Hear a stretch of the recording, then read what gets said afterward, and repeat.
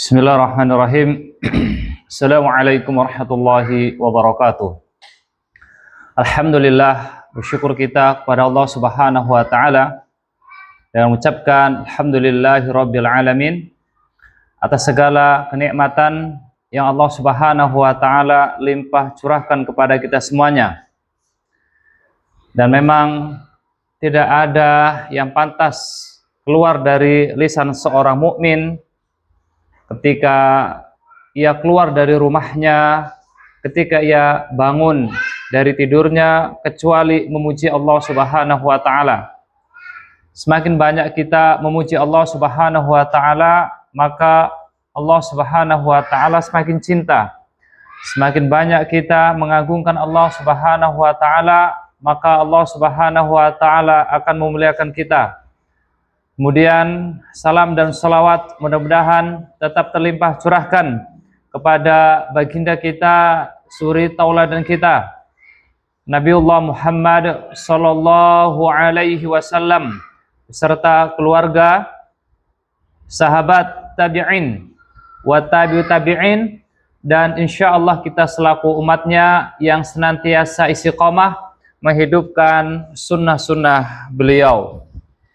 Baginda Muhammad sallallahu alaihi wasallam adalah sosok yang telah mengaplikasikan syariat Islam yang mulia ini.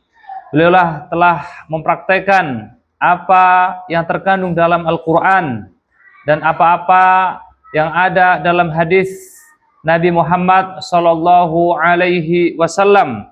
Maka dari itu, ketika kita mempelajari as-sirah nabawiyah, ketika mempelajari perjalanan Nabi yang mulia, Nabi utusan Allah Subhanahu wa taala, berarti kita mempelajari bagaimana aplikasi syariat Islam ini yang sempurna. Artinya apa? Artinya ketika kita mempelajari surah Nabawiyah, begitulah isi dari syariat Islam yang diterapkan oleh baginda Muhammad sallallahu alaihi wasallam kepada dirinya, keluarganya, dan kepada para sahabatnya, sehingga masyarakat itu dikatakan oleh Allah Subhanahu wa taala masyarakat yang bertakwa. Ikhwatal iman rahimani wa rahimakumullah jami'an. Pada pertemuan yang lalu kita sudah membahas alasan mengapa kita mempelajari as-sirah nabawiyah. Dan juga kita sudah menyampaikan urutan atau panduan dalam belajar as-sirah nabawiyah. Kita sudah sebutkan bagaimana kita memulai dan dari kitab apa kita memulai as-sirah nabawiyah. Pada pertemuan yang kedua, kita akan melanjutkan pada sesi kali ini. Namun ada beberapa poin yang tertinggal pada pertemuan pertama yang insya Allah akan kita sambung pada pertemuan yang kedua ini. Ikhwatal iman rahimani wa rahimakumullah jami'an. Sebelum kita melanjutkan pada pertemuan kedua, kami akan menyampaikan fiqhu ta'lim hadal kitab. Fikih atau metode yang kami gunakan dalam menyampaikan as-sirah nabawiyah. Bahwasanya karena kita memahami surah Nabawiyah adalah gambaran konkret, gambaran sempurna bagaimana baginda Muhammad SAW mengaplikasikan syariat Islam ini di segala jawanibnya, di segala lininya. Maka kami akan berhenti di poin-poin yang di sana terdapat hikmah wal ibar. Di sana terdapat hikmah dan pelajaran yang bisa kita ambil. Setidaknya di sini ada 15 hikmah yang nantinya dalam pembahasan surah Nabawiyah bersama kami akan kita sampaikan. Yang pertama adalah al-hikmatul imaniyah. Hikmah keimanan yang terdapat dalam kitab atau dalam pembahasan surah Nabawiyah. Yang kedua adalah al-hikmatut tarbawiyah, hikmah pendidikan. Yang ketiga, al-hikmatul iktisadiyah, hikmah tentang perekonomian. Karena baginda Muhammad SAW adalah seorang ekonom ulung, seorang yang sangat masyhur sekali dalam berbisnis. Al-hikmatul usariyah, hikmah tentang keluarga. Al-hikmatu tijariyah, hikmah tentang perdagangan. Al-hikmatu zira'iyah, hikmah tentang pertanian.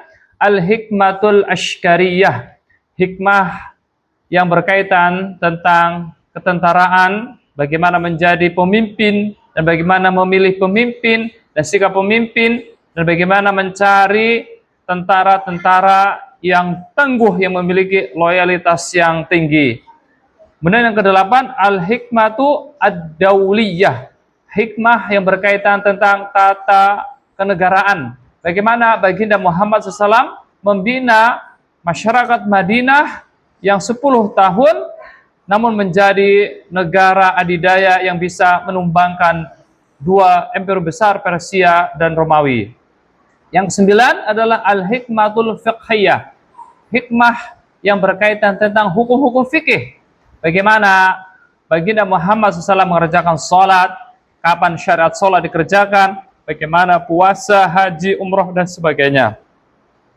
Al-hikmatul aqadiyah, hikmah yang berkaitan dengan akidah, hikmah yang berkaitan tentang keyakinan, bagaimana seorang hamba mengesahkan atau menghambakan dirinya kepada Allah Subhanahu wa Ta'ala. Yang ke-11, al-hikmatul ijtimaiyah, hikmah yang berkaitan dengan sosial kemasyarakatan. Bagaimana baginda Muhammad SAW bermuamalah dengan rakyatnya, dengan para sahabatnya, dengan orang-orang yang hadir atau orang-orang yang mendampingi perjuangan baginda Muhammad sallallahu alaihi wasallam.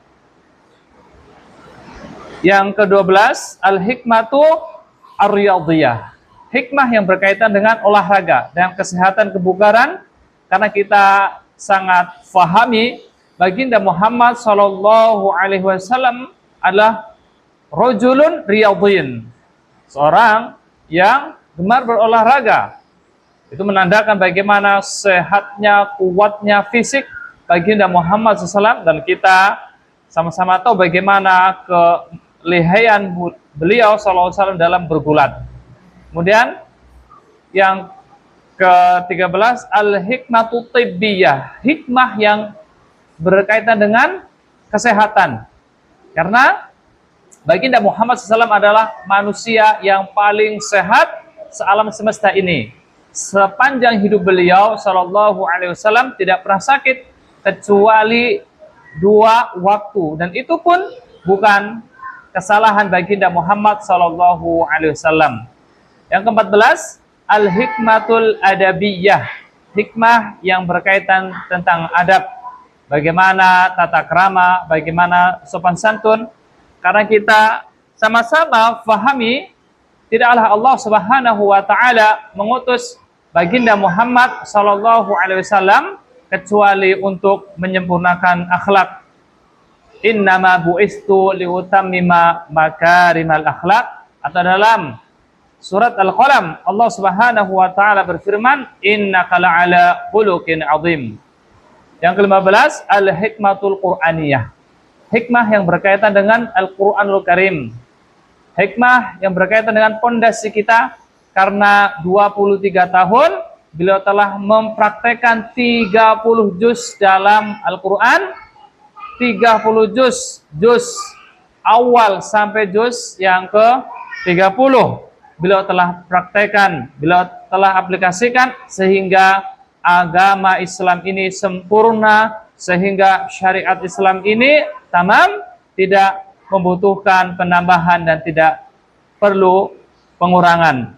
Dan inilah 15 hikmah yang nantinya kita akan berhenti sejenak di poin-poin yang di dalamnya terdapat pelajaran yang bisa kita ambil, kemudian kita aplikasikan dalam kehidupan sehari-hari kita.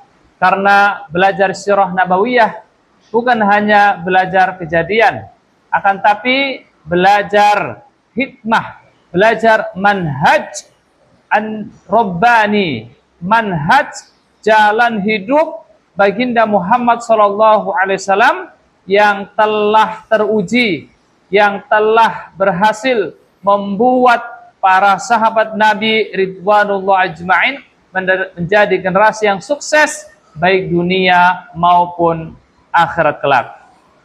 Ikhwatal iman rahimani wa rahimakumullah jami'an. Adapun dalam pembahasan As-Sirah Nabawiyah bersama kami, kita tidak terfokus pada satu buku, akan tapi kita memiliki masadir, kita memiliki buku-buku yang banyak yang akan menjadi referensi kita dalam pembahasan As-Sirah Nabawiyah.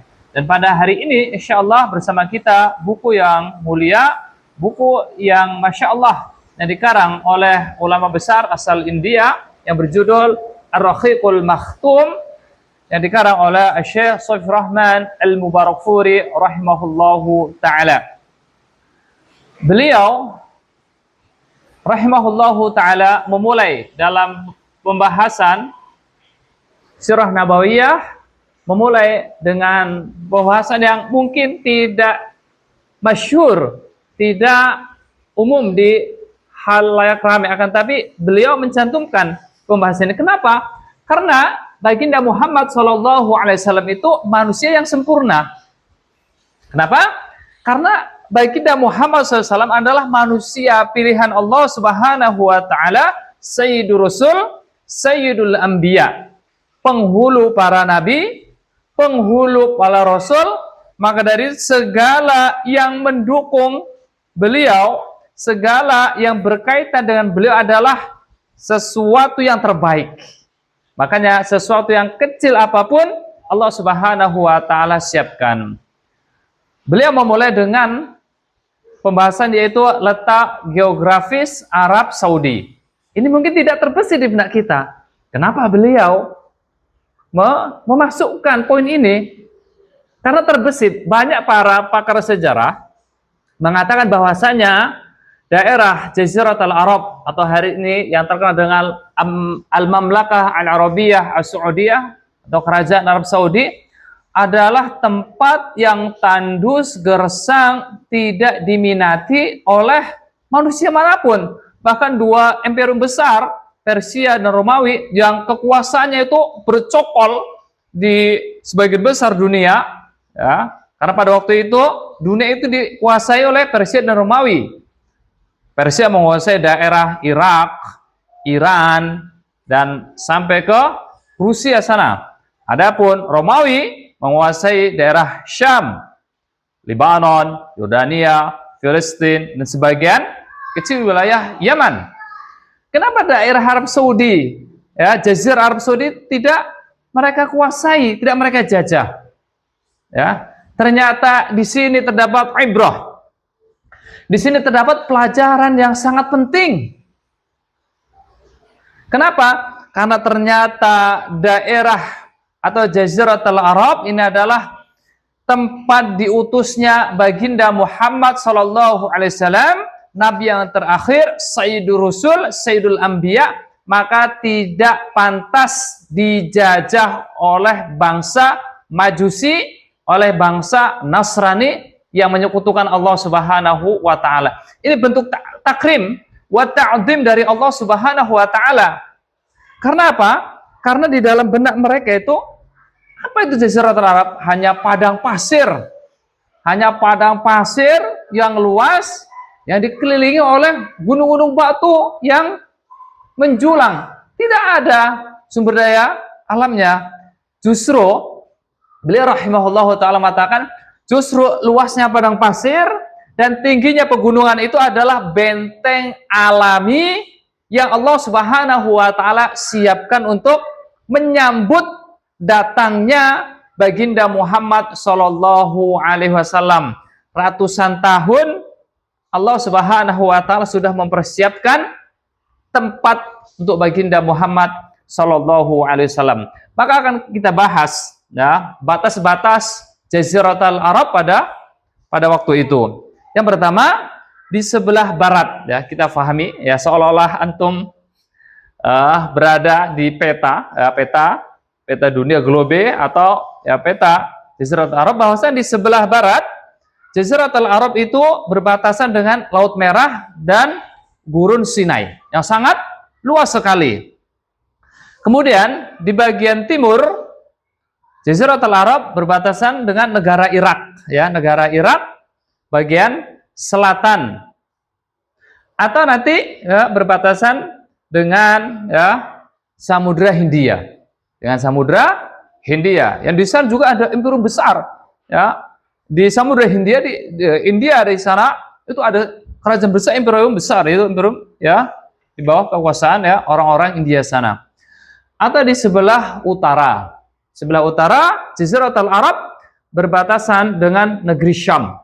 Ya, dulu ya 4 negara, Lebanon, Yordania, Suria, Syam, Filistin itu dikatakan Syam, negeri Syam. Yang hari ini terpecah menjadi 4 negara. Itu terjadi penjajahan di era Inggris sehingga dipecah-pecah dan dibagi-bagi oleh mereka sehingga negara Islam menjadi negara yang sangat kecil sekali, ya sangat kecil-kecil sehingga lemahlah kekuatan mereka. Dan sebagian kecil wilayah Irak. Ya. Ini adalah batas-batas negara atau Jaziratul Arab. Adapun luas Arab Saudi, Jaziratul Arab 1 kali 1,3 juta mil persegi. Ini luas Jaziratul Arab pada waktu itu. Ternyata batas-batas atau letak geografis Arab Saudi Jaziratul Arab adalah letak yang sangat strategis ya di tengah-tengah pusat dunia. Bayangkan, ya ternyata Jaziratul Arab ini terletak di tengah-tengah ya, benua yang ada di dunia ini. Yang nanti setiap batasnya itu akan menjadi pusat transportasi. Contohnya, misal di sebelah barat, akan berbatasan dengan benua Afrika. Benua Afrika, yang nantinya akan menjadi jalur perdagangan. Atau nanti di sebelah timur, akan berbatasan dengan benua Eropa. Yang nantinya juga akan menjadi pusat perniagaan. Karena pada zaman dahulu kala, pusat perdagangan itu atau ya pusat peradaban itu biasa berada di tepi pantai. Berada di tepi pantai. Karena itulah jalur yang sangat strategis. Antum mungkin pernah membaca kenapa orang-orang Gujarat itu, ya sedikit, kenapa orang-orang Arab itu mereka banyak berlabuh di tepi pantai atau tepi sungai. Kalau di Sumatera, antum tahu di mana kerajaan di Siak Sri Indrapura itu ya kerajaannya tepat di tepi sungai Siak. Ya, kami sudah pernah ke sana, sudah masuk ke istana. Ternyata sudah ya memang betul-betul berada di tepi sungai Siak. Kenapa? Kami bertanya kenapa? Ya karena dahulu kala alat transportasi kami adalah air, kapal, perahu, sehingga agar tidak jauh dari kerajaan, agar tidak jauh dari pemerintahan, maka kerajaan kami, istana kami ya berdekatan dengan sungai Siak. Dan juga antum ke Pasai, mainlah ke Pasai, ke Samudra Pasai. Ya, di sana ada kerajaan pertama Islam yang dulunya para pendatang Gujarat ya, mereka membangun kerajaan di tepi laut. Kenapa? Karena alat transportasi pada waktu itu yang sangat energik, yang sangat mungkin adalah kapal tersebut. Maka inilah batas-batas Arab Saudi yang Masya Allah ternyata dari segi batasnya, dari letak geografisnya pun Allah Subhanahu wa Ta'ala sudah persiapkan. Ikhwatal iman rahimani rahimakumullahu jami'an, para pecinta sirah nabawiyah yang berbahagia, setelah kita membahas letak geografis Arab Saudi, maka kita lanjut pembahasan yaitu tentang aqsamul Arab, pembahas ya macam-macam orang Arab. Ya karena kita sangat fahami bersama-sama Nabi kita Shallallahu Alaihi Wasallam adalah orang Arab, maka ada baiknya kita berkenalan tentang nasab beliau, suku beliau. Kenapa Allah Subhanahu wa Ta'ala memilih orang Arab menjadi nabi? Padahal para nabi-nabi terdahulu ya lebih banyak mayoritas mereka adalah orang-orang non-Arab atau dikatakan orang ajam.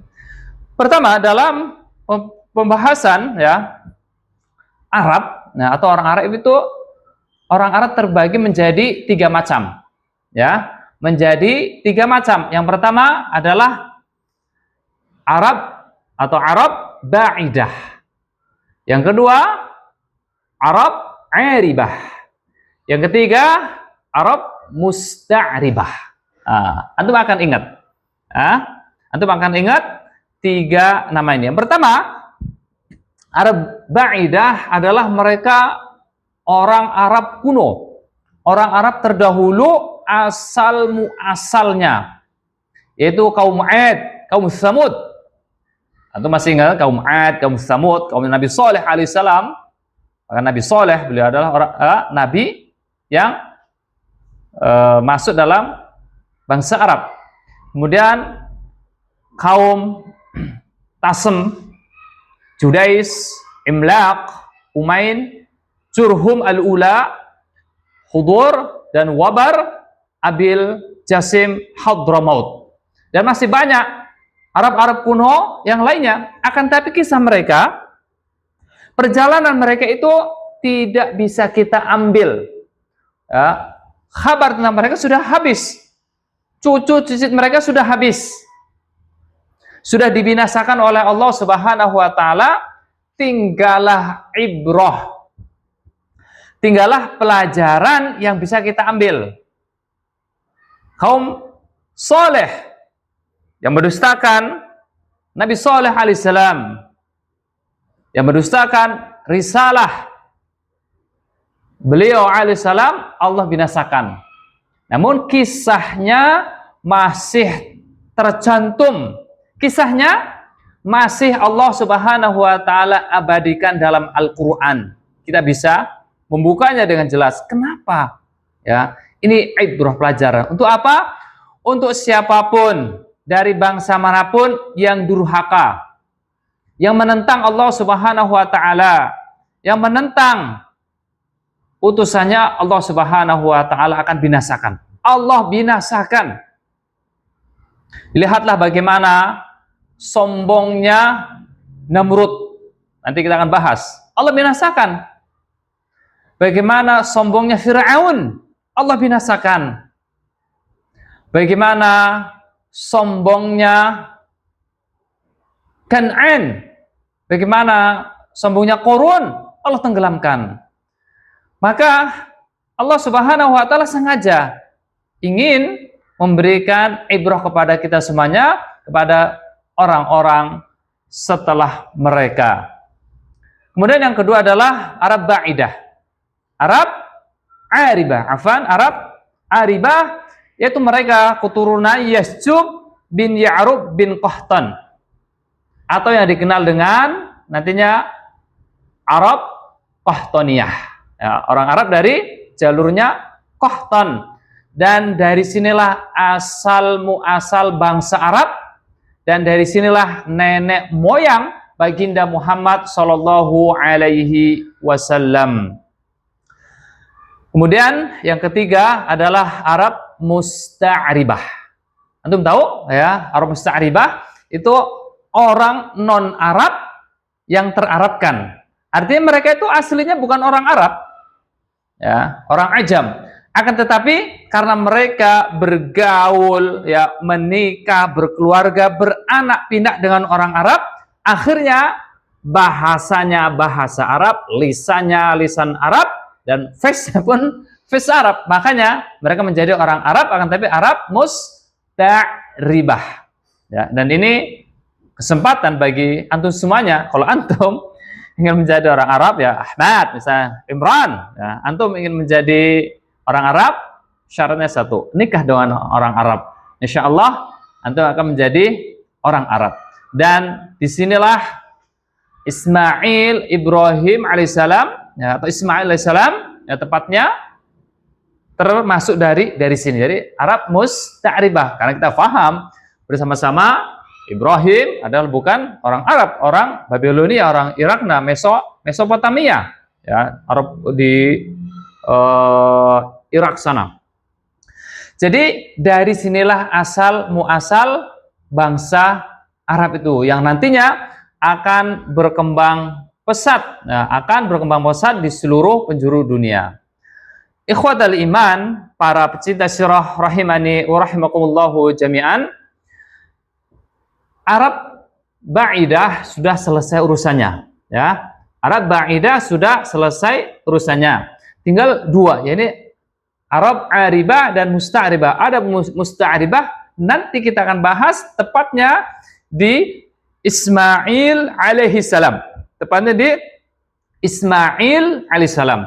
Yang akan kita bahas secara detail pada kesempatan kali ini yaitu Arab aribah. Arab aribah yaitu memiliki dua suku besar. Kita pahami bersama, suku ya, kabilah itu awalnya satu orang. Satu orang ya. Kemudian menikah dan beranak pinak menjadi suku kabilah-kabilah yang sangat banyak sekali. Pertama, Qahtan memiliki dua kabilah besar, yaitu kabilah Himyar. Antum nanti akan teringat ketika membahas orang Arab Yaman atau membahas tentang bendungan Saddul Ma'rib akan mendengar namanya Himyar. Yang memiliki anak ya, itu Zaid, Al-Jumhur, Quda'ah dan Sakasik. Jadi tiga anak ini. Kemudian anak yang kedua adalah Kahlan. Anak dari Qahtan atau dikurun dari Qahtan yaitu Kahlan, yang mereka memiliki beberapa suku. Pertama Hamadan, Anmar, Ta'i, Mazak, Qindah, Lahman, Tuzam, Azad, Aus, Khazraj. Mungkin kita pahamnya Aus dan Khazraj saja. Aus dan Khazraj ya, karena ini kabilah yang besar yang tinggal di Madinah yang selalu bertikai, yang selalu berperang ratusan tahun, yang nantinya ketika baginda Muhammad SAW datang ke Madinah dipersaudarakan mereka antara Aus dan Khazraj sehingga menjadi Ansarullah wa Ansarur Rasuli sallallahu alaihi wasallam wa Ansarus sahabati Rasul sallallahu alaihi wasallam. Kemudian Jafnan ya, selain Aus dan Khazraj itu Jafnan. Dan dari Jafnan ini nantilah muncul raja-raja Syam. Muncul raja-raja Syam, Yordania, Lebanon, Suria dan Palestina dari keturunan Kahlan dan tepatnya dari Jafnan, yang darinya nanti muncul ya, raja-raja Arab. Kemudian dari dua suku ini mereka tersebar di seluruh Jaziratul Arab. Ya, mereka tersebar Jaziratul Arab. Jadi antum ketika membahas atau mendengar kata Jaziratul Arab jangan hanya terbesit hanya Mekah Madinah saja. Jaziratul Arab itu membentang dari ya tadi batas-batas yang kita sebutkan ya, yang itu dahulu kala hanya satu nama Jaziratul Arab, akan tapi hari ini menjadi negara-negara yang sangat banyak sekali. Yang pertama adalah keturunan Himyar yang bernama Azad ya, nama Azad. Mereka berpindah-pindah dari asalnya Yaman ya, karena memang asal usul orang Arab dari Yaman. Mereka berpindah-pindah dari satu tempat ke tempat lain ya, karena memang mereka masih nomaden ya. Di mana ada tempat yang subur, mereka akan tinggal di sana. Di mana ada air, mereka akan tinggal di sana. Karena memang Jaziratul Arab ya, air ini sangat berharga sekali. Air ini bagikan emas di negeri kita hari ini. Mereka berpindah-pindah dan tempatnya mereka tinggal di Dzilqor ya, di Dzilqor, yang mereka beranak pinak di sana sehingga menjadi kabilah yang sangat besar sekali ya. sampai-sampai menjadi seperti negara, ya. Nantinya mereka tepatnya pindah ke Madinah, dan suku, ya, Aus dan Khazraj atau Khuza'ah itu menjadi suku yang sangat besar sekali yang menguasai Madinah pada waktu itu. Yang kedua, ya, adalah Lahm bin Juzam. Dia hafal nama ini, ya. Lahm bin Juzam. Mereka pindah dari Yaman ke timur dan ke utara. Mereka mencari suaka, mencari tempat yang strategis untuk membangun hegemoni mereka, membangun kerajaan mereka. Dan raja yang terkenal yaitu Nasr bin Rabi'ah, pemimpin, ya, Hirah. Hirah salah satu daerah di Irak pada waktu itu. Kemudian Bani Ta'i, ya, anak-anak dari Ta'i, setelah mereka berpindah dari Yaman, ya, mencari tempat, maka mereka tinggal di tepi gunung, ya. Namanya Gunung Aja. Ya, nama gunung Aja, dan di sana ada dua gunung besar, ya. Ada dua gunung besar, dan mereka tinggal di wadinya, mereka tinggal di lembahnya. Makanya para ulama tarikh mengatakan, ya, Ashabu Jabalain. Ashabu Jabalain. Mereka, ya, yang menguasai dua gunung itu. Yang keempat, ya, adalah Kindah, ya. Antum mungkin pernah mendengar nama ulama Al-Kindi, ya. Pernah mendengar namanya? Salah satu ulama Islam, ya, Al-Kindi, itu dari Kindah itu. Mereka keluar dari Yaman dan berpindah-pindah juga, akan tapi tidak mendapatkan suaka. Akan tapi tidak mendapatkan tempat tinggal yang pas, sehingga keberadaan mereka, ya, tidak ditentukan. Ya, tidak mendapatkan tempat yang pas untuk, ya, tinggal. Itulah empat dari Arab Aribah. Adapun Arab Musta'ribah, ya, Arab Musta'ribah ini adalah keturunan, ya, Qahtan, ya, yang nantinya baginda Muhammad SAW, ya, nikah dengan salah satu dari keturunan Qahtan, yaitu Jurhum, ya. Jurhum yang ketika mereka, atau ketika Sadul Ma'rib, ketika bendungan di Yaman yang namanya Sadul Ma'rib, kaum Sabah, ya, hancur atau jebol bendungan itu, mereka pindah mencari tempat yang sangat cocok untuk mereka. Mereka keluar dari Yaman, dan pada waktu itu mereka melewati di tepi Laut Merah, dan ternyata di sana ada kehidupan. Di sana ada Ismail dan Hajar alaihissalam. Dan ada siapa? Ismail dan Hajar alaihissalam, yang insya Allah, ya, pembahasan secara detail akan kita bahas ketika mendekati kelahiran baginda Muhammad sallallahu alaihi wasallam. Ikhwatal iman rahimani wa rahimakumullahu jami'an. Setelah kita membahas asal muasal bangsa Arab, maka kita akan membahas raja-raja Arab pada waktu itu. Ya, raja-raja Arab pada masa itu, atau tepatnya sebelum diutusnya baginda Muhammad sallallahu alaihi wasallam. Agar kita tahu, nah, agar kita tahu sejarah baginda Muhammad sallallahu alaihi wasallam secara detail. Yang pertama adalah Raja Yaman, atau raja-raja di negeri Yaman sebelum diutusnya baginda Muhammad sallallahu alaihi wasallam. Pada tahun 650 SM atau sebelum Masehi, sebelum diutusnya baginda Muhammad sallallahu alaihi wasallam, Yaman dipimpin oleh para raja-raja yang diberikan gelar adalah Maghrib Saba. Ya, Maghrib Saba. Ya, Saba ini awalnya nama salah satu keturunan mereka, ya, yaitu Arab Aribah, yang mereka berpusatkan atau memiliki pusat pemerintahan di salah satu tempat yang bernama Sarawah. Ya, nama tempatnya adalah Sarawah, yang ini tepatnya tidak jauh dari bendungan Sadul Ma'rib.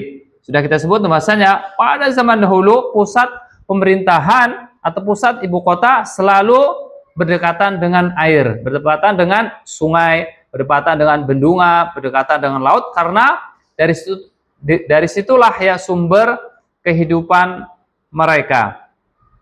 Kemudian setelah tahun 650 sebelum Masehi sampai tahun 110 sebelum Masehi, masa-masa itu mereka merubah gelar.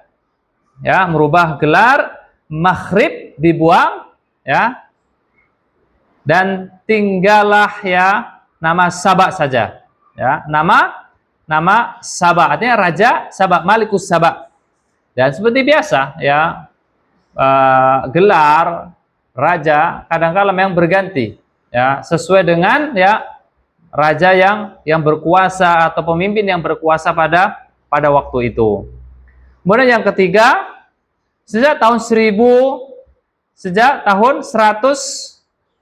sebelum Masehi sampai 300 Masehi, ya. Dia sebelum diutusnya 115 sebelum diutusnya Nabi Isa AS sampai 300 Masehi sampai diutusnya Nabi Isa alaihissalam. Pada masa ini kabilah Himyar dapat mengalahkan kerajaan Sabah. Nah, jadi ada perselisihan, ada perebutan kekuasaan di antara mereka. Hal yang lumrah. Ya, at-tanafus wa tanazzu' fil muluk, ya, saling sikut menyikut, saling rebutan dalam kerajaan, ini hal yang biasa. Makanya kita berlindung, ya berlindung agar tidak diuji oleh Allah Subhanahu wa taala dengan ujian yang besar seperti ini. Kemudian ya terjadi perselisihan di antara mereka, ya, sehingga kemenangan pun diraih oleh ya salah satu keturunan Sabah yang bernama adalah Zafar, ya. Zafar yang menjadi penguasa pada waktu itu sehingga menguasai Yaman, dan dia berkuasa sangat lama sekali, ratusan tahun, sehingga pengaruhnya menyebar sampai keluar Yaman, sampai keluar daerah ya, sampai ke Hijaz, ya. Hijaz itu Mekah dan Madinah pada waktu itu. Kemudian yang keempat, ya, raja yang keempat dari Yaman, ya, dari fase 300 Masehi sampai masuk Islamnya ke Yaman. Bayangkan 300 ya Masehi sampai diutusnya Nabi Muhammad SAW. Nabi Muhammad SAW diutus pada tahun 600-an, 600 sekian. Jadi 300 tahun lebih, 3 abad, ya, 3 abad. Orang Yaman ini berkuasa sampai ke Hijaz, yaitu Mekah dan Madinah, yang mereka tentunya memimpin dengan pola mereka. Mereka orang-orang yang beragama Nasrani, karena Yaman itu di bawah kendali Romawi, di bawah kendali orang-orang Kristen pada waktu itu.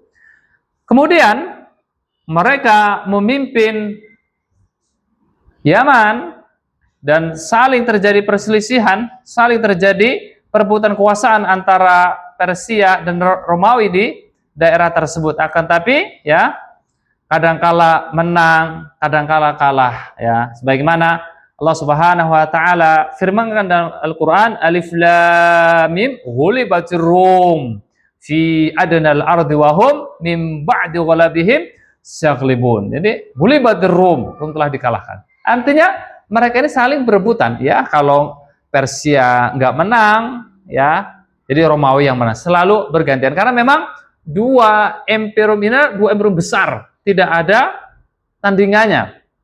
yang nantinya dua imperium besar ini semuanya ditumbangkan di masa Khulafaur Rasyidin, tepatnya di era Umar bin Khattab radhiyallahu anhu. Dan di tahun 523 Masehi, pada tahun 523 Masehi, salah seorang Yahudi, ya, Yahudi yang bernama Dunuwas, ya, antum ingat, catat baik-baik, ya, Hasan, jangan ngantuk. Antum catat, ya, Dunuwas, seorang Yahudi memimpin pasukannya menyerang orang-orang Kristen. Ya, ternyata orang Yahudi pun saling bermusuhan dengan orang Kristen. Makanya tidak ada ukhuwah, tidak ada persaudaraan di antara mereka. Allah Subhanahu wa taala gambarkan, ikhwah, bagaimana permusuhan mereka.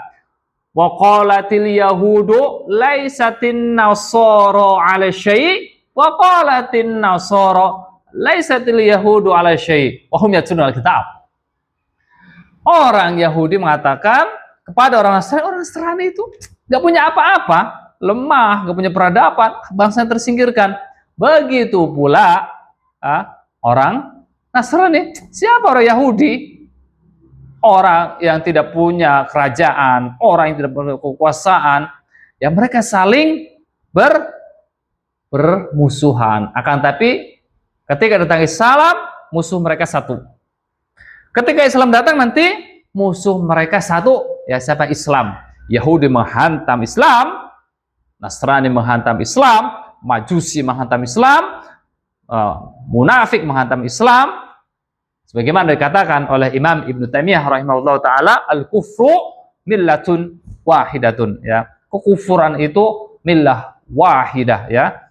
Satu agama, ya. Satu agama. Ketika melihat, ya, Islam, semua agama, semua sekte yang keluar dari Al-Quran dan Sunnah pasti menghantam Islam. Maka Dinuwas membawa pasukannya untuk menyerang orang-orang Nasrani, di Yaman, ya, atau tepatnya di daerah Najran, ya, Najran. Dan Dunuwas ini memenangkan, ya, Dunuwas ini memenangkan peperangan ini dan memaksa orang-orang Nasrani untuk murtad mengikuti ajaran agamanya. Bayangkan, Dunuwas memaksa orang Kristen untuk murtad, untuk keluar dari agamanya. Dan kita pahami bahasanya orang-orang Nasrani itu, ikhwah, ya, orang-orang Nasrani itu pada zaman dahulu, ya, pada zaman dahulu ada yang masih hanif, ada yang masih berpegang teguh kepada ajaran Isa alaihissalam. Meskipun setelah Isa diangkat, ya, setelah Isa diangkat, kitabnya, Injilnya itu banyak yang ditahrif, banyak yang dipalsukan, banyak digonta-ganti. Akan tapi ada segelintir mereka yang masih beriman kepada Allah Subhanahu wa taala. Makanya nanti kita bahas, ya, ada empat orang sebelum diutusnya Nabi Muhammad SAW, mereka beriman kepada Allah Subhanahu wa taala dan dimasukkan ke dalam surganya. Salah satunya adalah Waraqah bin Naufal. Waraqah bin Naufal, paman Khadijah radhiyallahu taala anha. Adapun kisah Dunuwas, ya, ini diabadikan oleh Allah Subhanahu wa taala dalam Al-Qur'an. Allah Subhanahu wa taala berfirman, "Qutila ashabul ukhdud an-nari dzatil waqud." Ya. Qutila ashabul ukhdud, ya, binasa. Yang terlaknatlah orang-orang yang membuat parit. Siapa itu? Dunuwas dan bala tentaranya.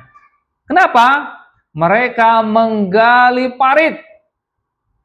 Dan orang-orang Najran, orang-orang Nasrani Najran yang tidak mau murtad dibakar hidup-hidup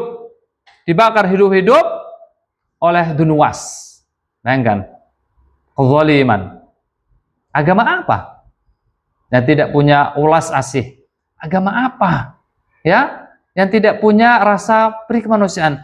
Dan ini demi Allah, ya, ketika kita memahami syariat Islam, memahami peperangan baginda Muhammad SAW tidak pernah terjadi seperti ini. Dan antum kalau baca buku di sini ya di hadapan kami, ketika Salahuddin Al-Ayyubi rahimahullah taala masuk ke Palestina setelah benteng itu ambruk, benteng itu roboh, maka orang-orang Nasrani begitu takutnya. Karena mereka tahu dulu mereka membantai kaum muslimin, ratusan bahkan ribuan kaum muslimin dibantai di benteng Yerusalem. Mereka mengira bahwasanya Salahuddin Al-Ayyubi akan balas dendam. Akan tetapi justru yang mereka perhatikan, yang mereka lihat, yang mereka dengar langsung dari mulut dan tangan mereka tidak. Justru Salahuddin Al-Ayyubi rahimahullah ta'ala mengatakan, barang siapa yang ingin tetap tinggal di sini silahkan. Orang-orang Nasrani yang ingin tetap tinggal di Yerusalem silahkan. Kalian tetap berada di agama nenek moyang kalian. Kalian tetap berada di agama Nasrani kalian. Kalian tetap berada di atas keyakinan kalian, silahkan. La ikraha fidin. Tidak ada paksaan. Akan tapi kalian harus tunduk dan patuh terhadap syariat Islam, terhadap undang-undang negara kami, undang-undang agama kami. Dan agama kita sama-sama kita pahami, toleransi sangat tinggi. Bahkan nggak perlu diajarkan kaum muslimin tentang toleransi, nggak perlu ikhwah, ya. Nggak perlu diajarkan bagaimana kita memahami toleransi yang sangat jelas, ya, lakum dinukum waliyadin. Kemudian dan barang siapa yang ingin keluar dari Yerusalem, ingin keluar dari Palestina, silahkan. Ya, kami berikan kendaraan, kami hantar, kami berikan semuanya. Ya, sebagian mereka tinggal di Yerusalem, ya, sebagian mereka keluar dan tinggal di salah satu pulau yang nama Ciprus. Berapa jumlah yang dibantai oleh Dunuwas? Kurang lebih 70.000.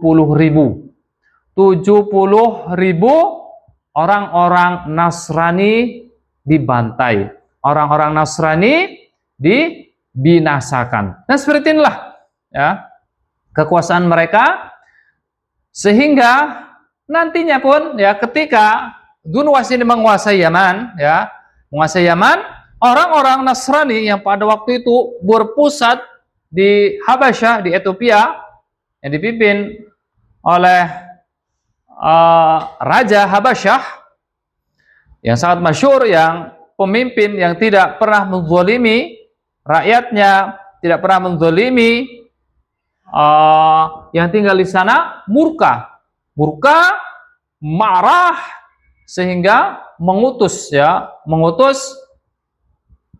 Abraha dan Aryad, ya, mengutus Abraha dan Aryad, ya. Aryad ini adalah panglima perangnya, ya. Panglima perangnya memiliki jenderal yang namanya siapa? Abraha. Setelah perang melawan Dunuwas, ternyata peperangan ini dimenangkan oleh siapa? Oleh Abraha dan Aryad. Nah, tapi setelah kemenangan mereka dapatkan, pengkhianatan di antara mereka pun muncul. Siapa? Terjadi perselisihan antara Abraha dan Aryad. Maka Abraha membunuh Aryad. Seketika dia menobatkan dirinya dan meminta restu dari Raja Habasyah untuk menjadi Raja Yaman pada waktu itu. Ya, pada waktu itu. Sehingga Abraha memimpin Yaman. Abraha memimpin Yaman sampai nanti dia membangun gereja yang sangat besar. Gereja yang terbuat dari emas. Diberikan nama gereja Qulais. Gereja Al-Qulais. Kenapa Abraha ini membuat gereja begitu besar, begitu megah dengan emas? Karena ingin menandingi Ka'bah. Ingin menandingi Ka'bah di Hijaz sana, di Mekah. Maka setelah pembangunan Ka'bah ini selesai, maka dia membawa pasukannya, pasukan gajahnya. Ya, kita paham dari mana gajah-gajah itu, kita berpikir Jazirah Arab, padang pasir, mana mungkin tumbuh ya, mana mungkin tumbuh ya atau hidup gajah di sana. Ternyata gajah-gajah itu ya dikirim dari Habasyah ya, dikirim ke Habasyah atau di daerah ya tepian sungai yang di sana ada hutan yang tumbuh di sana menjadi sumber kehidupan mereka. Jadi ini sangat masyhur ketika Abraha datang ke Ka'bah ingin menghancurkan Ka'bah, Allah Subhanahu wa taala binasakan. Nanti insya Allah kita akan bahas secara detail. Kemudian sampailah kerajaan Yaman yang terakhir dipimpin oleh Bazan. Dipimpin oleh Bazan atau Bahman Jadawain. Ya, Bahman Jadawain yang nantinya Bazan ini masuk Islam di era Khulafaur Rasyidin, sehingga habislah kerajaan Yaman dan masuklah mereka ke dalam agama Islam secara berbondong-bondong. Ini raja-raja Yaman dari 650 sebelum Masehi sampai 300 Masehi, sampai nanti diutusnya Islam dan sampailah Islam ke Yaman. Dan masuk Islamlah seluruh penduduk Yaman, beriman kepada Allah Subhanahu wa taala dan Rasulnya. Kemudian yang kedua adalah raja-raja Hirah ya. Raja-raja Hirah atau Irak. Irak ya, ini adalah daerah kekuasaan Persia. Kerajaan yang dipimpin oleh Persia, orang-orang Majusi. Orang-orang yang tidak kenal Tuhan. Kalau Nasrani mereka masih kenal Tuhan. Raja Habasyah ya masih kenal Tuhan. Adapun orang-orang Majusi itu tidak kenal Tuhan. Mereka penyembah api, penyembah syaitan, penyembah berhala. Ternyata bangsa Persia tinggal di Irak itu sejak tahun 557 sampai 529 sebelum Masehi. Paham ya, ikhwah? Ya, kita belajar mundur sejenak. Belajar mundur sejenak mempelajari ya sejarah baginda Muhammad sallallahu alaihi wasallam. Dan mereka memiliki julukan raja mereka yaitu Cirus yang agung. Ini julukan mereka. Setelah Alexander ya dari Makedonia tahun 326 sebelum Masehi mengalahkan Raja Darius I, raja mereka, dan menghancurkan persatuan mereka, akibatnya negeri mereka terpecah belah. Itu tadi. Memang ikhwah, pada zaman dahulu itu hukum yang dipakai hukum rimba. Di hukum yang dipakai hukum rimba. Perebutan kekuasaan yang kuat memakan yang lemah, ya, raja menindas rakyatnya dan rakyat jelata menjadi korban dari segala macam kejadian. Antum baca di sini ada buku Andalusia, penaklukan Andalusia. Kenapa Andalusia itu begitu mudah ditaklukkan? Kenapa Andalusia begitu mudah ditaklukkan? Ambilkan air dulu sebentar. Kenapa Andalusia itu bisa ditaklukkan? Kenapa ikhwah? Karena ternyata raja ini zalim. Rajanya ini menindas rakyatnya, memberikan upeti pajak yang sangat tinggi sekali, sehingga pajaknya itu menyekik mereka semuanya. Sehingga mereka itu sudah muak, mereka itu sudah bosan dengan raja mereka. Sehingga ketika datang Islam, disambut meriah dengan tangan terbuka. Bahkan mereka membantu tenaga, mereka membantu senjata, mereka membantu kapal-kapal. Sebentar ya, Pak. Bismillah.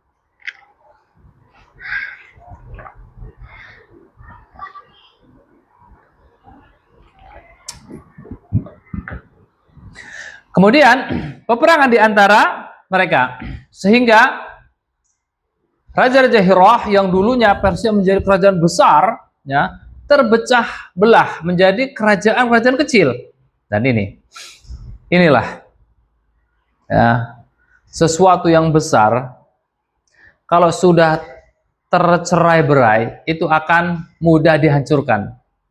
Nanti ingat juga Andalusia, dan insya Allah nanti kita bahas sejarah Andalusia.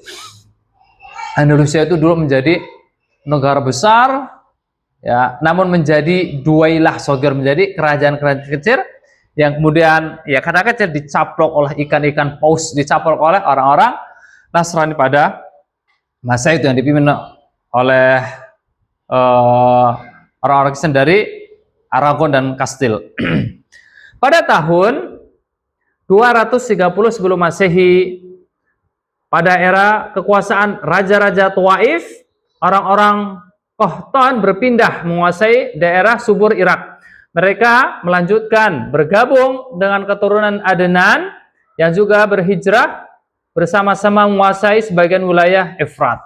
Jadi orang Arab tadi ya setelah berpecah belah ya mereka sibuk dengan kekuasaan mereka, mereka sibuk dengan pribadi mereka, maka datanglah orang-orang Arab Adnan dari Yaman ke Irak. Ke Irak, dan Irak itu adalah negeri yang subur, ikhwah. Irak itu adalah negeri yang subur. Sebelum saya dapatkan kisah dari orang tua angkat kami, ya sebelum meletusnya revolusi Irak itu, sebelum Irak itu jatuh, itu Irak itu Masya Allah negeri yang sangat indah, negeri yang sangat subur, negeri yang Masya Allah kekayaan alamnya itu melimpah ruah, ya. Maka sangat disayangkan sekali ya ketika terjadi revolusi. Namun ketika perpecahan di mana-mana, muncullah sosok yang sangat luar biasa sekali, yaitu Ardashir. Ardashir dari Sasaniyah, yang dari keturunan Persia, melihat kenapa kerajaan nenek moyangnya, kakek buyutnya yang dahulu bersatu, yang dahulu menjadi negara adidaya, yang dahulu menjadi negara superpower, sekarang tidak ada kekuatan. Maka Ardashir ini berinisial, berinisiatif, ya, ingin merangkul kembali, mengumpulkan kerajaan-kerajaan kecil sehingga menjadi kerajaan besar. Maka berhasillah Ardashir ini menyatukan Persia kembali sehingga menjadi negara atau menjadi kerajaan yang sangat besar sekali, sehingga kekuasaannya itu lebih besar daripada kekuasaan Romawi yang nantinya menjadi negara adidaya. Bahkan orang-orang Arab, ya, orang-orang pada zaman dahulu tidak berani berdagang ke sana.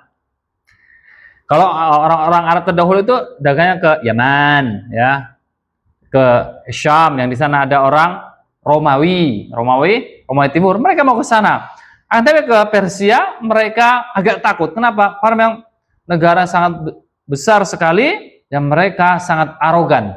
Mereka sangat arogan dan sering mengambil harta para pedagang yang masuk ke negaranya atau melintasi daerah kekuasaan mereka. Akan tetapi nanti ya kerajaan Kisra pun tumbang, ya, kerajaan Kisra pun tumbang sampailah ya Kisra menjadi negara Islam di era Umar bin Khattab radhiyallahu anhu. Dan di sini ada peperangan yang sangat masyhur. Ada peperangan yang sangat masyhur yang dipimpin oleh ya Hani bin Mas'ud Asy-Syaibani. Hani bin Mas'ud Asy-Syaibani. Hani bin Mas'ud ini orang Arab. Hani bin Mas'ud ini orang Arab yang memiliki kawan ya yang namanya An-Nu'man bin Mundir. An-Nu'man bin Mundir. Nu'man bin Mundir ya ini adalah salah satu pejabat dari Kisra itu. Akan tapi terjadi perselisihan di antara mereka sehingga Kisra ya mengancamnya untuk ya datang ke Kisra, datang ke kerajaan sana dan menyerahkan diri agar dihukum. Namun sebelum dia datang, An-Nu'man bin Mundir ini memberikan amanahnya, jabatannya, keluarganya, hartanya, anaknya ke Hani bin Mas'ud Asy-Syaibani. Maka setelah itu datanglah Nu'man bin Mundir menghadap Kisra dan dipenjara di sana sampai meninggal dunia. Kemudian Raja Kisra pada waktu itu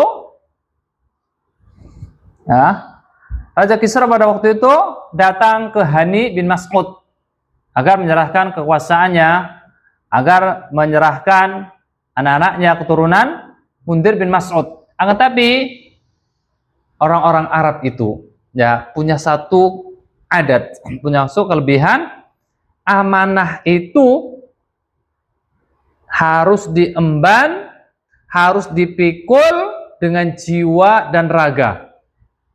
Harus dipikul dengan jiwa dan raga, ia rela mengorbankan nyawanya, hartanya, keluarganya untuk menjaga amanah ini. Maka ketika Hani bin Mas'ud Asy-Syaibani ini tidak mau menyerahkan harta dan titipan dari An-Nu'man bin Mundir, marahlah Kisra sehingga menghimpun pasukan yang sangat banyak sekali. Dan Hani bin Mas'ud pun gak mau ketinggalan. Hani pun mengumpulkan seluruh kabilah-kabilah Arab. Ya, mengumpulkan kabilah-kabilah Arab, dikumpulkan semuanya sehingga berdirilah dua pasukan besar. Ini Imperium Persia yang tidak terkalahkan, yang ketika mendengar namanya saja orang sudah ketakutan. Di sini ada Hani bin Mas'ud, orang biasa, ya, tidak memiliki jabatan yang tinggi, tidak. Tapi karena punya amanah tadi, punya titipan, maka ia harus mempertahankan dengan jiwa dan raganya. Ya. Kemudian apa? Kemudian terjadilah peperangan yang bernama Dzukor. Peperangan Dzukor. Dan sebelum berperang, sebagaimana orang-orang Arab terdahulu itu melantunkan bait syair. Bagi ikhwah yang belajar di Ar-Royah pasti tahu ya, ketika belajar An-Nusus Al-Adabiyah bersama guru kita semuanya, Allahu yahfaduhu, Syekh Abu Aiman Al-Qomari fidahullahu ta'ala, kita bahas itu syair al-jahiliyah, dan beliau menukil ya syairnya Hani bin Mas'ud ini Asy-Syaibani. Dalam syairnya beliau mengatakan, ya ma'syara Bakrin, nah, wahai keturunan Bakar bin Wa'il, halikun ma'durun khairu min najin farur. Ente mati, ente binasa, itu lebih mulia. Ente binasa berperang mempertahankan jiwa raga, mempertahankan ya keluargamu, bangsamu, itu lebih mulia ketimbang ente kabur selamat. Ya, halikun ma'durun khairun min najin farur. Innal maniyah ladaniyah. Sampai akhir ya. Dan beliau tutup, ya ma'syara Bakrin qatiluhu fama lil manaya min buddin. Akhirnya dengan syair ini terbakar semangat orang-orang Bani Syaiban, Bakar bin Wa'il, terbakar semangat mereka sehingga peperangan dahsyat meletuslah antara dua pasukan yang tak imbang. Akan tapi berkat semangat perjuangan mereka, orang-orang dari Bani Syaiban ya itu memenangkan peperangan, bisa menghantam, menghajar mundur orang-orang Persia ya, yang dipimpin oleh Iyas bin Qabisah At-Ta'i ya, yang dipimpin oleh Iyas bin Qabisah At-Ta'i. Maka seolah-olah dunia ini gempa, ikhwah. Seolah-olah dunia ini hancur. Bagaimana jadinya? Persia, kerajaan besar, kerajaan adidaya, terkalahkan oleh pengembala onta. Maka kemenangan ini pun menjadi momen yang berharga, menjadi momen titik balik perjuangan orang-orang Arab pada waktu itu. Kemudian ya, ketika orang-orang Bani Syaiban memenangkan peperangan ini dan orang-orang Kisra dan kembali lagi ke daerahnya, ke Yaman sana ya. Kemudian Bani Syaiban menyusun kembali masyarakatnya sehingga menjadi satu tempat, satu persatuan yang sangat kokoh sekali. Yang nantinya mereka semuanya Bani Syaiban ya, masuk Islam. Dan Masya Allah dari sana ada Musanna ibnu Harithah Asy-Syaibani. Nah, Musanna ibnu Harithah Asy-Syaibani. Alhamdulillah juga kami, kakek moyang kami ada yang bernama Syaibani. Yang mudah-mudahan diberikan keberanian sebagaimana orang-orang Bani Syaiban. Allahumma amin. Kemudian ternyata kondisi seperti ini pun berlanjut sampai nanti masuk Islamnya atau datang Islamnya ke negeri mereka yang dipimpin oleh Khalid ibnu Walid radhiyallahu anhu. Dan semua orang-orang Persia diluluh lantakkan. Kerajaan Persia diluluh lantakkan oleh kaum muslimin yang dipimpin oleh Khalid ibn Walid, dipimpin oleh Shurahbil bin Hasan, dipimpin oleh Al-Qa'qa', ya, dipimpin oleh Abu Ubaidah Amir bin Al-Jarrah radhiyallahu anhum ajma'in. Ya. Inilah ya pembahasan raja-raja Hirah atau raja-raja Irab. Kemudian selanjutnya adalah raja-raja Syam. Ya, Yaman sudah, kemudian Hirah atau Irak sudah, itu Syam. Syam ini 4 negara, ikhwah, ya. Fahami bersama-sama, Syam itu 4 negara. Dari sebelum diutusnya Nabi Muhammad SAW di zaman Isa alaihissalam, sebelum Isa alaihissalam itu namanya Syam. Sampai kapan? Sampai Khilafah Utsmaniyah itu masih Syam. Ya, tepatnya ketika Turki Utsmani roboh, di sini ada penjelasannya, ikhwah. Ketika Turki Utsmani roboh, ya, maka orang-orang Inggris itu dan Prancis ya mengkaplingkan negara-negara Islam sehingga terpecah belahlah menjadi Duwailah Shaghirah, menjadi negara-negara kecil yang dulu hanya kegubernuran, hanya provinsi, pada hari ini menjadi negara. Dan mudah-mudahan Allah Subhanahu wa taala menyatukan kita semuanya. Amin ya rabbal alamin. Yang selanjutnya adalah raja-raja Syam. Raja-raja Syam adalah suku dari kabilah Quda'ah. Quda'ah ikut berpindah ke berbagai daerah di pinggiran Syam dan mereka menetap di sana. Maka mereka dari Bani Sulaih bin Halwan. Di antara mereka adalah Bani Jad'am bin Sulaih yang dikenal sebagai sebutan Jad'amah. Mereka dimanfaatkan bangsa Romawi sebagai tameng untuk menghadapi gangguan orang-orang Arab dan sekaligus sebagai benteng pertahanan untuk menghadapi bangsa Persia. Baik, ikhwah. Jadi, sudah kita sebutkan orang-orang Persia itu menguasai Irak, menguasai Iran, menguasai daerah Kaukasus sana Rusia atas. Nah, adapun orang-orang Yaman, ya di Yaman sana raja-raja Yaman. Karena memang Yaman itu adalah negara yang sangat luas sekali. Makanya ada Yaman Timur, ya, ada Yaman Utara dan Yaman Selatan sampai hari ini. Sangat luas sekali. Adapun Syam, ya, Syam ini di bawah kekuasaan Romawi. Romawi Timur, ya, Romawi Timur yang dipimpin oleh Heraklius. Heraklius yang pada waktu itu pusat pemerintahan mereka yaitu di Suriah. Ya, nanti ketika kalah dalam perang Yarmouk, ya, Heraklius mengatakan wada'an ya Suriah, wada'an la liqa'a ba'dah. Dia tahu, ya, Heraklius itu tahu. Karena memang nanti ketika Amul Wufud, Rasul mengirim surat-surat, dan salah satunya ke Heraklius.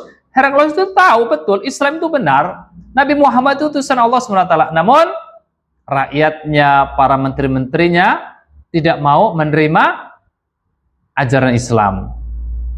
Dan Heraklius mengatakan, kalau kalian tidak mau menerima ajaran Islam, siap-siap saja, kita akan kehilangan seluruh kerajaan kita. Namun kalau kita mau menerima, mau tunduk kepada ajaran Muhammad, kita mendapatkan setengah kerajaan kita. Orang-orang, tentara, para menteri, yang mungkin mereka bukan ahlul kitab betul, namun tidak memahami konteks, ya, Injil itu, mana mungkin orang Badawa, orang dari pedalaman bisa mengalahkan kita. Akhirnya mereka pun sombong dan tidak menerima Islam. Akhirnya Heraklius mengatakan ketika datang pasukan Muslim di perang Yarmouk, mengatakan wada'an ya Suriah, selamat tinggal Suriah. Wada'an la liqa'a ba'dah, tidak akan berjumpa lagi. Kita tidak akan berjumpa lagi. Akhirnya Heraklius, ya, pindah ke Konstantinopel hari ini. Ya, Turki yang bercokol di sana kurang lebih 800 tahun. Orang-orang Syam, raja-raja Syam ini, ya, sengaja diperbudak, ya, orang-orang Syam, ya, menjadi bulan-bulanan, menjadi tameng untuk, ya, menjaga serangan dari orang-orang Persia atau dari orang-orang Arab yang ingin menghancurkan Syam itu sendiri. Dan Romawi atau Syam dipimpin oleh seorang raja yang bernama Ziyad bin Habullah. Ziyad bin Habullah. Antum jangan heran, kok nama-namanya nama-nama Islam, ya? Nama-namanya nama-nama Arab gitu. Karena memang asal-usul mereka orang Arab. Asal-usul mereka orang Arab. Nanti di awal-awal kenabian baginda Muhammad SAW itu ada raja Romawi, ada raja Yaman yang bernama Habib, namanya Habib, yang datang menjumpai baginda Muhammad SAW, mengetes apakah Nabi Muhammad SAW itu nabi atau bukan, diminta untuk menunjukkan mukjizatnya. Maka apa mukjizat yang diminta oleh Raja Habib ini? Raja Habib minta itu datang pada siang hari agar didatangkan bulan purnama. Bayangkan, agar didatangkan bulan purnama. Itu siang bolong, ikhwah. Siang bolong, Rasul pun bingung. Namun beliau sallallahu alaihi wasallam bermunajat, berdoa kepada Allah Subhanahu wa taala agar diberikan pertolongan. Maka sholatlah baginda Muhammad SAW 2 rakaat, kemudian seketika berdoa dan menghitamlah langit. Menghitamlah langit, yang matahari yang sering ditutup, kemudian dimunculkan bulan purnama, kemudian Raja Habib, ya, kemudian baginda Muhammad SAW berdoa agar bulan purnama ini terbelah menjadi 2. Agar bulan purnama ini terbelah menjadi 2. Terbelah menjadi 2, maka terbelahlah bulan purnama ini, yang satu berada di atas gunung Abi Qubais, yang satu di bawahnya. Maka takjublah Raja Habib ini dan mengatakan, Raja Habib, engkau memiliki anak wanita, seorang putri, yang anakmu itu lumpuh, anakmu itu tidak bisa berjalan, anakmu itu tidak bisa keluar dari kamarnya. Maka takjub. Raja Habib ini takjub. Dari mana tahu? Dan ketika engkau pulang, anakmu itu sudah sembuh.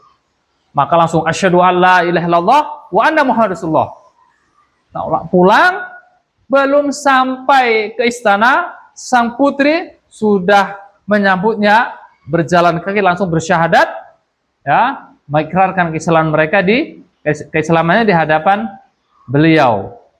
Ya, ini salah satu mukjizat baginda Muhammad Sallallahu Alaihi Wasallam.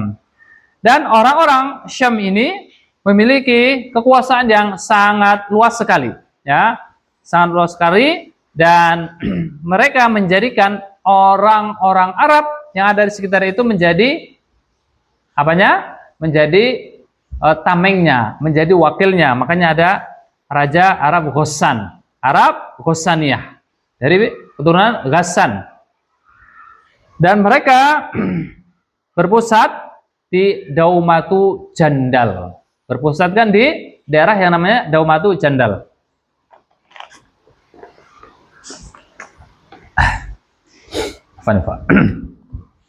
Berpusatkan di Daumatu Jandal. Antum masih ingat, ya, salah satu sebab kenapa terjadi peperangan melawan orang-orang Romawi di Tabuk? Karena ketika baginda Muhammad SAW mengutus utusan untuk membawa surat, dibunuh. Siapa yang membunuh? Ya, Raja Ghassan.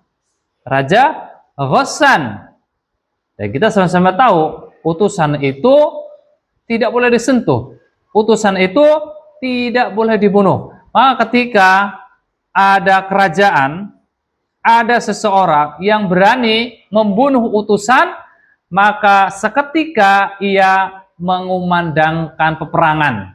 Seketika mereka ia mengajak berperang. Maka di sini baginda Muhammad SAW menyiapkan ribuan pasukan untuk melawan orang-orang Romawi, ya, di Daumatul Jandal yang nanti di Tabuk. Dan kekuasaan mereka, kekuasaan orang-orang Romawi sangat luas, sangat lama, bercokol di sana sampai nanti hancurnya mereka semuanya pada tahun 13 Hijriah. Pada perang Yarmouk, ya, yang dipimpin oleh Khalid bin Walid dan Abu Ubaidah Amir bin Al-Jarrah. Pasukan yang dahsyat sekali. Bagaimana tidak? 40.000 atau dalam riwayat 36.000 melawan 200.000 pasukan. Akan tapi begitulah kaum muslimin berperang tidak mengandalkan kekuatan, berperang tidak mengandalkan fisik, akan tapi mereka mengandalkan keimanan mereka kepada Allah Subhanahu wa taala. Sehingga menanglah Islam pada perang Yarmouk, dan masuk Islamlah mereka semuanya ke pangkuan Daulah Islamiyah dipimpin pada waktu itu oleh Khalifah Umar bin Khattab radhiyallahu anhu. Maka selesailah kekuasaan Raja Syam Romawi di timur pada masa itu. Ikhwatal iman, para pecinta sirah nabawiyah yang berbahagia, kemudian kekuasaan di Hijaz, raja-raja Hijaz. Tidak adil toh kita bahas raja-raja Yaman, kita bahas raja-raja Hirah Irak, kita bahas raja-raja Syam, namun kita tidak membahas kekuasaan Hijaz yang mana menjadi tempat diutusnya baginda Muhammad Sallallahu Alaihi Wasallam. Setelah orang-orang Arab, ya, kita mundur sedikit ke belakang, ketika orang-orang Arab Musta'ribah atau orang-orang Jurhum, bendungannya itu hancur lebur, ya, mereka itu pindah mencari suaka, mencari tempat tinggal. Mana tempat yang cocok, ya, di mana dari, pokoknya air lah. Di mana ia dapatkan air, maka di sana ia tinggal. Maka mereka kabilah Bani Jurhum, ya, itu tinggal di Madinah, tinggal di Mekah, tinggal di Mekah. Pada waktu itu beliau atau mereka orang-orang Jurhum berjalan di tepi Sungai Laut Merah. Laut Merah, dan mencari di mana ada air, di mana sumber air. Dan tempat ini memang sudah menjadi jalur pelintasan orang-orang Arab, dan dia tahu betul sudut demi sudutnya. Dan qadarullah pada waktu itu mereka itu melintasi ya Ka'bah. Waktu itu belum ada Ka'bah. Kok di atas itu ada air yang berputar? Ada burung yang berputar di sana.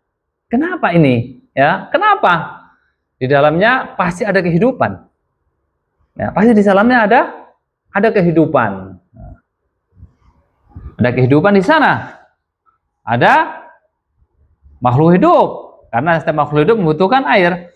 Maka mendekatlah orang-orang Jurhum ke Mekah, dan ternyata di sana ada ibunda kita Ismail alaihissalam dan di sana ada Hajar alaihissalam dan Ismail alaihissalam. Namun ikhwatal iman rahimani wa rahimakumullahu jami'an, para pecinta sejarah yang dirahmati Allah Subhanahu wa taala, ada bagusnya kita membahas bagaimana Ibrahim alaihissalam. Kita kurang pas kalau hanya membahas siapa? Ismail aja. Sementara kita tidak bahas Ibrahim, karena memang Ibrahim adalah kakek buyut baginda Muhammad sallallahu alaihi wasallam. Pertama, Ibrahim alaihissalam adalah sosok yang Allah Subhanahu wa taala utus untuk menyampaikan risalahnya. Ibrahim alaihissalam adalah nabi pilihan Allah Subhanahu wa taala yang darinya muncul siapa? Para nabi dan para rasul. Ya. Namun perjalanan beliau sangat panjang. Beliau alaihissalam dilahirkan di suatu tempat yang namanya Al-Ir. Satu tempat namanya Al-Ir di Irak sana, Mesopotamia di Irak. Maka dilahirkan dari seorang ayah yang bernama Azar. Wa idh qala Ibrahimu li abihi Azar, dan ingatlah ketika Ibrahim berkata kepada bapaknya yang bernama Azar. Jadi beliau dilahirkan di satu tempat yang pada waktu itu dipimpin oleh seorang raja yang zalim. Dipimpin oleh raja yang zalim, Subaykah namanya. Bayu. Siapa namanya? Sudah saya ingat? Ihsan, antum ingat? Siapa? Ya. Jadi Nabi Ibrahim alaihissalam diutus di setempat yang penguasanya ada penguasa yang zalim yang bernama Namrud. Ya, yang bernama Namrud yang mengaku dirinya Tuhan, bayangkan. Mengaku dirinya Tuhan. Dan pada waktu itu Namrud sudah berusia kurang lebih 30 tahun. Ya, kurang lebih 30 tahun, dan dia bermimpi bahwasanya kerajaannya itu hancur lebur. Dia bermimpi bahwasanya kerajaannya itu hancur lebur. Kerajaan yang begitu megah, tentara yang begitu banyak, bahkan dia punya piramid, ya, punya tower untuk melihat Allah Subhanahu wa taala. Maka dia pun mengundang para tukang sihirnya. Bayangkan. Jadi memang pada zaman dulu kala raja-raja itu sangat dekat sekali dengan para penyamun. Dekat sekali para tukang sihir. Maka bertanya, saya mimpi seperti ini, apa takwilnya? Mereka bingung. Namun ada yang mengatakan, bahasanya akan ada seorang anak laki-laki yang menghancurkan kerajaanmu. akan ada nanti seorang anak laki-laki yang menghancurkanmu, menghancurkan kerajaanmu. Maka dari itu